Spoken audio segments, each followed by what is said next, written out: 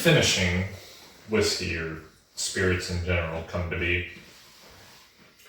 I don't know who the first person to do it. I imagine that's mostly lost to history and a subject of debate at your local pub. Yeah, I would imagine. I mean, whiskey back in the 17 and 1800s, the only reason it wound up in oak barrels was because that's how they got everything. That's how they transported everything. So there's like, well, we got these used barrels. They hold water, so let's put our distillate in them. Would you wager it was a cost-saving measure? Because if you could take whiskey that you didn't think was necessarily ready for market and hold it in a secondary barrel. Yeah, so I think that's how... Because... Well, I don't want to talk crap because it's not my place to talk crap. However, in the whiskey world, let's say you've got some 4 or 5 year old, quote unquote bourbon, follows all the rules, everything's cool, right? Mm-hmm.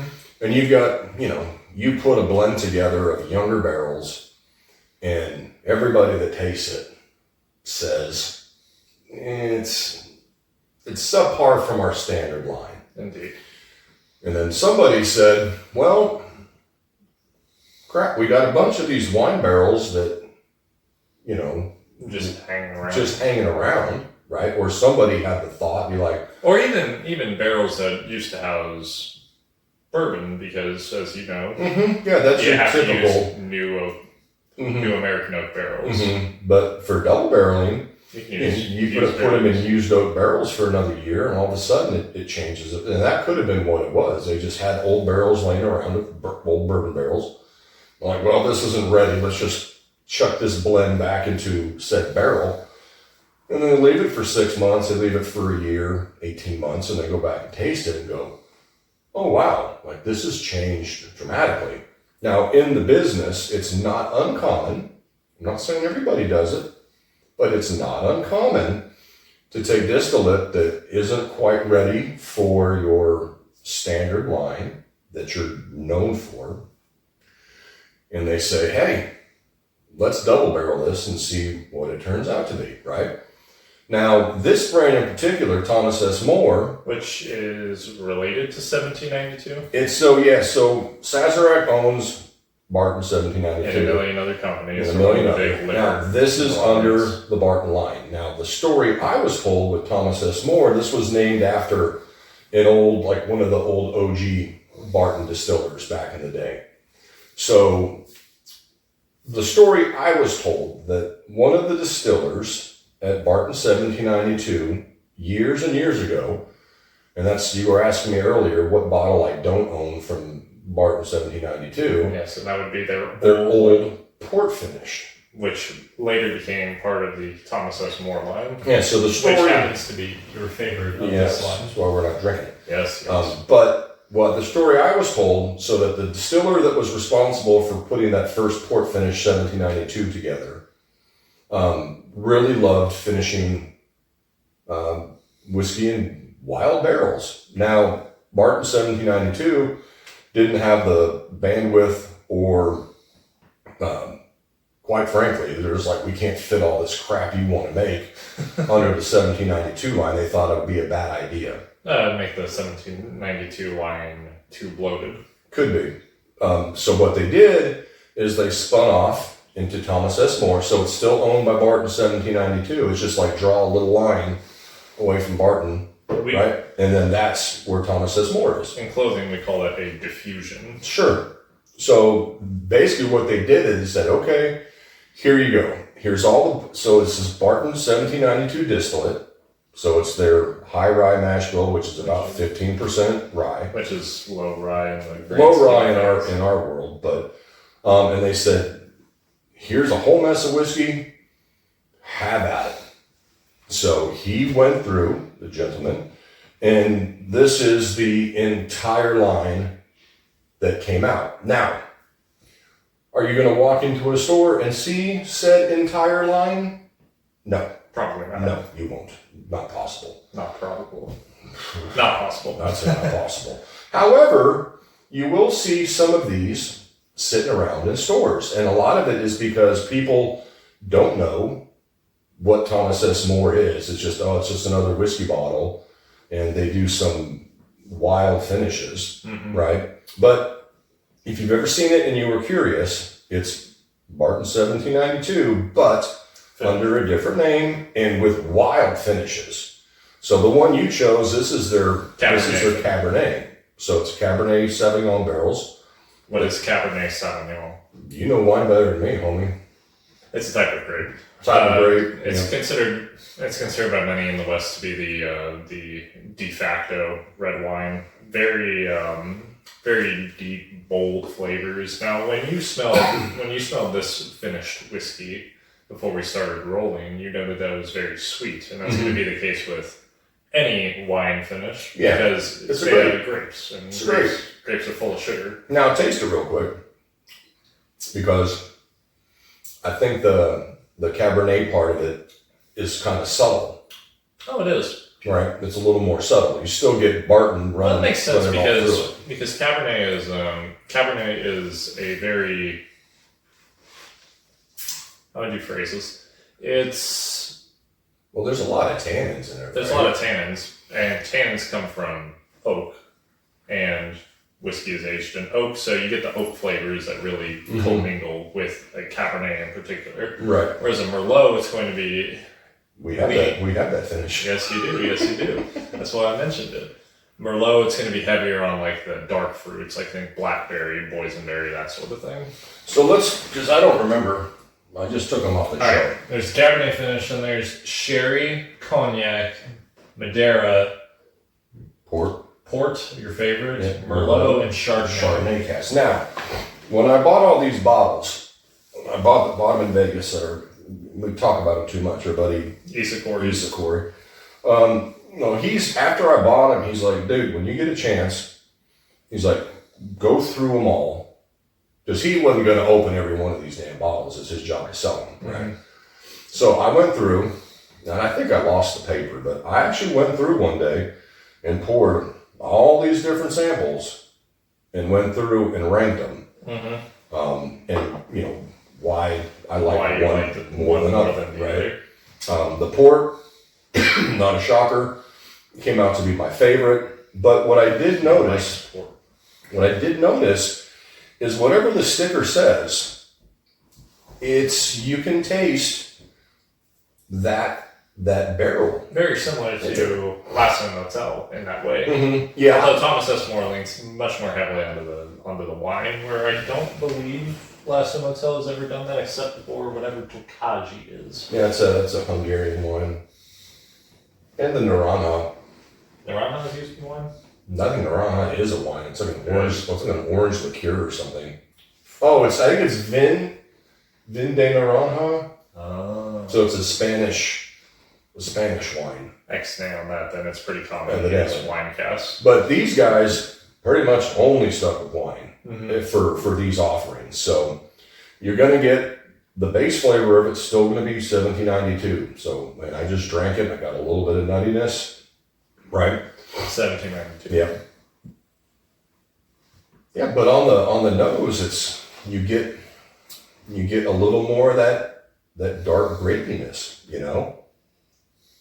Mm-hmm. Intermingling with the oak tannins makes for a very deep and I want to say dry note. Yeah, I could see there's a little dryness. I could actually see that. Now the cool thing is, like I said, this is going to be bourbon forward, and the wine's going to be a little more subtle. Mm-hmm. Where I think with the Last Motel stuff, reverse it. It's just you're getting a lot more barrel influence. So I don't know how long they age these in their secondary casks. I'm assuming it's not terribly long, but I'm going to say a minimum of 6 months, maybe up to a year, 18 months. At least for the sherry, it claims that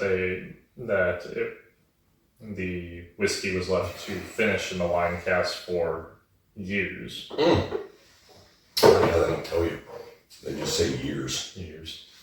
That could be 1 year. You can't read that. 1 year, 8 days. Oh, that's years, dog. So yeah. Well. Yeah. I'm gonna guess that the backs are all pretty much the same. Mm-hmm. But this is a fun one because I still see this stuff sitting around at our local. I've been seeing it like in the clearance section because this stuff came out originally We're back in Vegas, so At least 3-4 years ago. 21. Yeah. Didn't we move out here in 22? Hell, I might have got this in 20 or 19. I think it was. It's 2019, 2020. Yeah. So you'll see them now either being like at a discount. So what I think might be happening as well is they ran this line because of what we just talked about. But I have seen recently that 1792 has come back out with a cognac finish. We talked about that earlier, right? That. So perhaps they're maybe this is best seen as like a test run, and they're reincorporating the most popular ones into the 1792. I could definitely see that, because the fact that these things still sit on the shelves, some of them, and now I've seen them on clearance, that tells me that they're probably not going to get them back, right? And unfortunately, I think a lot of this stuff is sat on the shelf just because it's very niche. It's under a different name. It's under a different name. No one read the back of the label that says distilled and bottled by 1792. Right. Yeah, they just don't know. And, most people in their finishes, unless it's some wild finish that Penelope's doing or something, they're like, oh, I got to have that bottle because it's Penelope. And even then, we discussed it before on and off camera that finished whiskey is much more niche. I mean, like the Afterswarm short barrel. Yeah. We put that video up not too long ago. Mm-hmm. That's still sitting on the shelves here. Mm-hmm. Not a single bottle has moved. At our local specs, because every time I go for my weekend whiskey, I always got, I'm a whiskey builder. Gotta take a gander. I gotta check what's behind the counter. I gotta check if they got anything different. Yeah, they had a case of that Afterswarm, right? 4 weeks ago.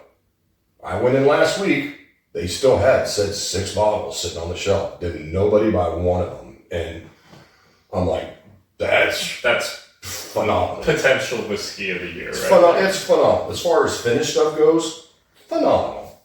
But it's not the tater stuff. It's not the shit that everybody's hunting for. It's not the some people in some of my whiskey groups, will buy that and they'll take it like, oh my God, look what I just got. And they're all stoked and everybody's stoked for them. But other whiskey groups, you see Old Forester 1924, which is cool. It's just expensive. Or they got a E.H. Taylor small batch. Or, hey, I found an Eagle Rare sitting on the shelf. Okay, great. Yeah, I get it, buddy. I mean, yeah. Have you even tried the OKI double oaked? No. Honestly, they don't even know what it is. Bro, we went to that liquor store down in Cedar Park. I remember. And I was talking to the lady behind the counter. She didn't even know. She didn't drink. She didn't even drink bourbon. She didn't drink. I'm like, what? But I tell you what, she knew what the allocated shit was. She did. She knew that. She definitely knew that. So I kind of lumped this into the same category as a lot of other whiskeys. Maybe they could have done a better job initially of letting everybody know that it's, could have been like 1792 Thomas S. Moore. Could be. Or something, just to let people know, like, oh, this is a finished 1792, because the port shit you can't find. No. The cognac finish stuff, which, like I said, I'm not the biggest fan of straight cognac. I've never even seen it. But when I saw the pictures, I'm like, good, y'all buy that stuff. Yeah, you guys buy it all. I'm good. Like, I'm cool. I'm not hunting for that.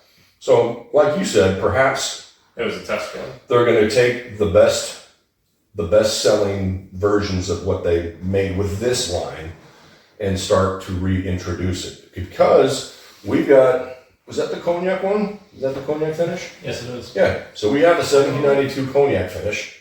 It only says 1792 in really small print. But the 1792 cognac that came out this year, people are losing their marbles over and buying it and taking crotch pictures in their car with it.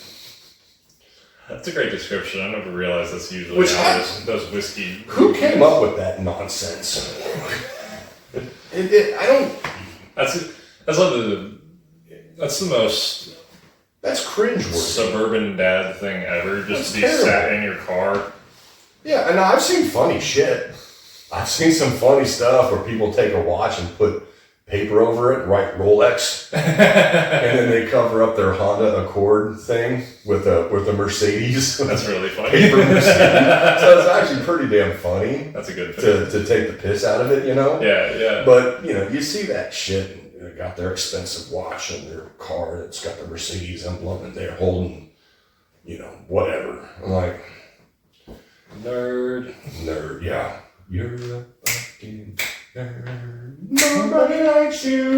Anyway, great movie, by the way. Thomas S. More. Thomas S. More. It's really good stuff. Good stuff. Bourbon forward on the finished whiskey, which is a fun change of pace because, well, for a lot of the whiskey that we've been reviewing recently has been very finishing. Yeah, fun. Very fun. Really good time. I would kind of look at this as more. I would compare this kind of stuff more to this, like how Angel's Envy does their port finish. Yeah. This is like most of 1792. It should be considered like an introductory because it's very straightforward. Yeah, and this at the time was an experimental thing that they were doing, and they didn't want to take the chance, or they didn't have the room under the actual Barton 1792 label to do this, so they branched out and did this, which. I mean, I said, this shit's that old, and we still got a ton of it because, I know I'm never going to be able to replace it. But the point that I was making earlier is that you can still find some of these. Yeah, so pick them up to have an interesting historical artifact, or soon to be historical artifact, and also because it's good. Yeah, it's really good. Very straightforward. Not as fun as it actually seems quite quaint. You know, like you phrase back in the day. 6 years ago, or 6 or 7 years ago, this was a experimental line for 1792. Like this was really at the forefront of bourbon. Because you went through all the different finishing. I don't know of a bourbon right now that's been finished in Chardonnay barrels. Mm-hmm. I don't know of one that's using Merlot barrels. I mean, they really went out. They thought outside of the box for this stuff. And like I said, I sound like a broken record. You're not going to find them all, but if you can find a couple of them, it'd be cool. It'll be cool to take a step back in time because, especially compared to what Short Barrel's been doing, what LPI has been doing, what even Michter's has been doing, or all the other ones. This is actually quite quaint, all things considered. Like it's very light on the finishing barrels. Mm-hmm. I remember not liking the Chardonnay cask as much, but it was still. I remember it was a little bit too almost Chardonnay dry. Yeah. You know, like a dry Chardonnay. But it wasn't bad. None of them are bad. Like I said, probably my least favorite is probably either the Chardonnay or the cognac, and the cognac just because I'm not the biggest fan of straight cognac finished anything. I mean, you could put fucking whatever. Put the Jack Daniel's Coy Hill in cognac barrels and I drink it and be like, man, it's good, but I would have preferred it just back in my Coy Hill bottle. You know what I mean? Point being, pick up the Thomas S. More before you can't find it anymore. Yeah, if you see them, especially nowadays, like I said, they're on clearance at most places. Pick up a few bottles, pick up what you can find, add them next to your 1792 bottles because they're the same thing.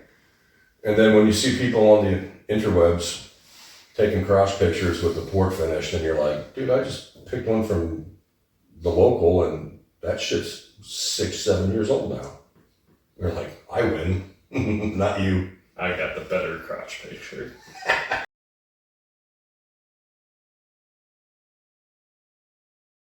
Nobody should take friggin' crotch pictures, that's all I'm saying.